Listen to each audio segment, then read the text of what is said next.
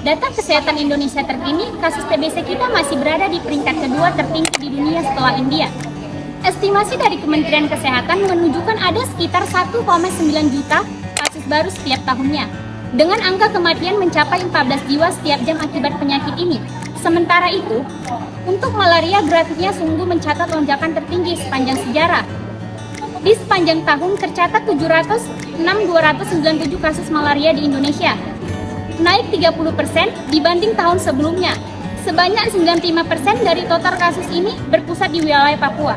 Tapi tahukah kalian bahwa penyakit TBC dan malaria ini tidak hanya berbahaya bagi penderitanya aja, tetapi juga dapat mengancam keselamatan ibu hamil dan bayi dalam kandungannya.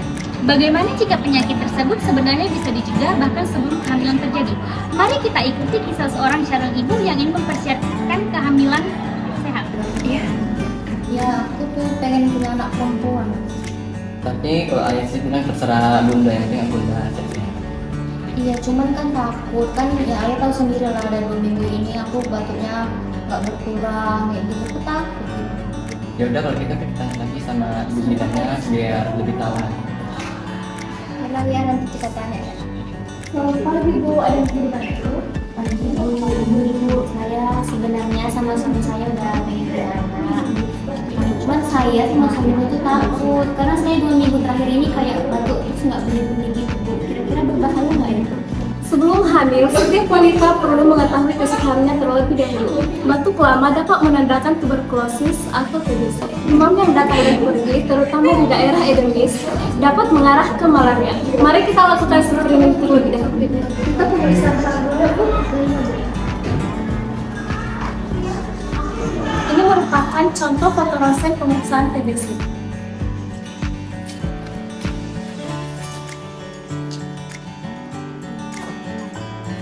Selanjutnya ada tes tuberkulin.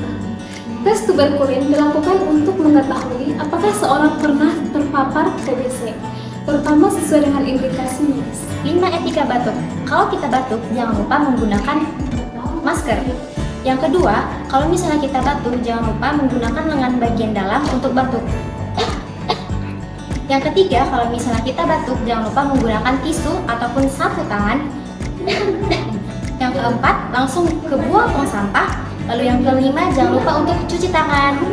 Ingat ya. Tuberkulosis disebabkan oleh bakteri Mycobacterium tuberculosis.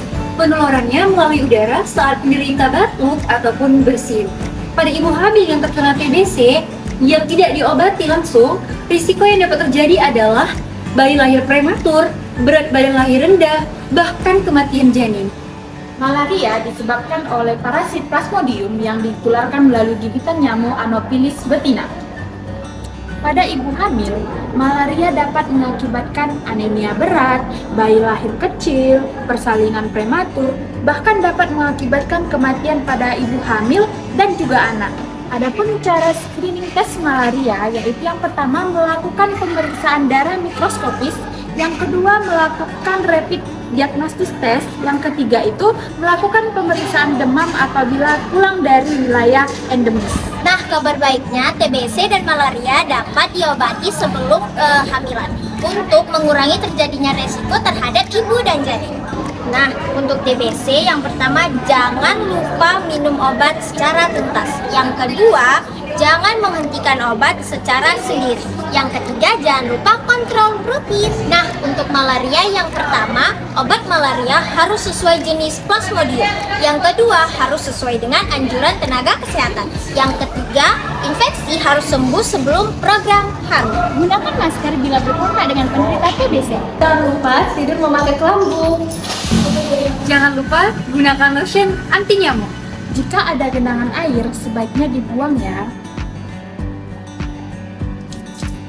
Lakukan pemeriksaan kesehatan sebelum merencanakan kehamilan.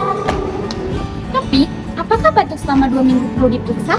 Malaria ditularkan melalui, apakah screening sebelum hamil itu penting? Jawabannya komen di bawah ya.